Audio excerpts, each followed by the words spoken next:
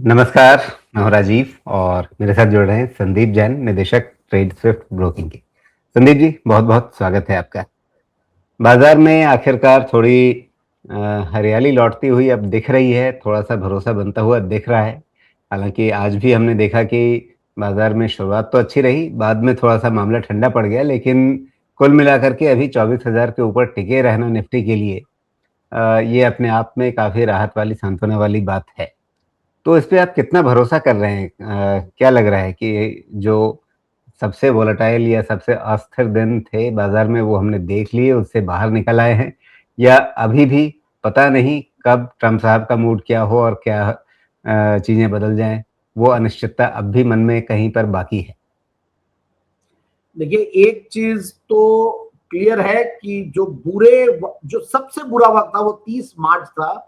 30 मार्च भी वो 2-2:30 बजे से लेकर जो 3:30 बजे तक का जो पेन था, उस दिन हमने देखा because we are brokers also, और दिखता है किस तरीके के एमटूएम्स उस टाइम पे लगे थे।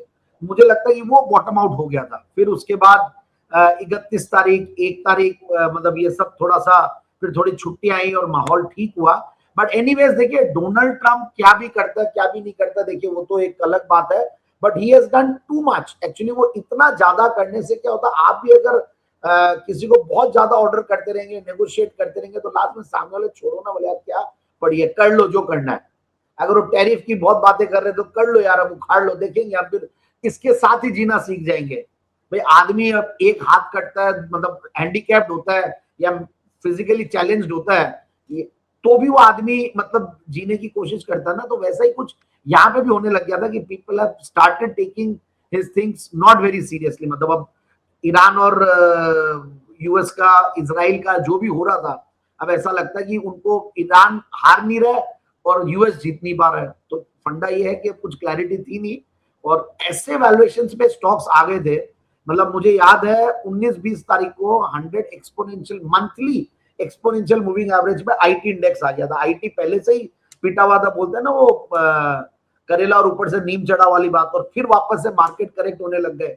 तो 100 मंथली एक्सपोनेंशियल मूविंग एवरेज ऐसा चीज है कि 8 साल का आपका लो, मतलब आपने 8 साल की जो मतलब प्राइसिंग है वो देख रहे हो। और हमने देखा था निफ्टी, अगर आप आई थिंक 26 या 27 मार्च की बात है 2020, वो 100 मेमा 7511 से बाउंस बैक किया था। मैं इस दिन को बहुत याद रखता हूँ क्योंकि मेरी भी लाइफ का टर्निंग पॉइंट वही था, और उस समय पे हम लोगों ने बहुत एग्रेसिवली बाइंग करवाई थी। और इस बार भी हमने, इनफैक्ट मैं सी बिजनेस पे आता हूँ, तो मैंने 10 की कमाई में उस दिन आईटी इंडेक्स को रेकमेंड किया था। मैंने, मुझे नहीं पता कौन सा स्टॉक चलेगा नहीं चलेगा, एआई है, बहुत सारी चीजें हैं, but one should buy an IT index. और वो दिन था और वहां से अच्छा खासा बाउंस बैक आईटी इंडेक्स कर गया। मतलब मैं 28,000 जो है ये 100 मेमा के लगभग है, और वहां से देखिए आप कहां पे हम पहुंच गए।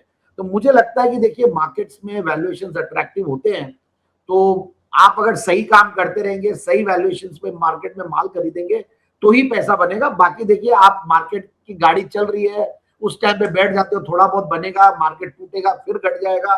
बट ये जो समय था, ये समय आज 6 साल बाद आया है इफेक्टिवली।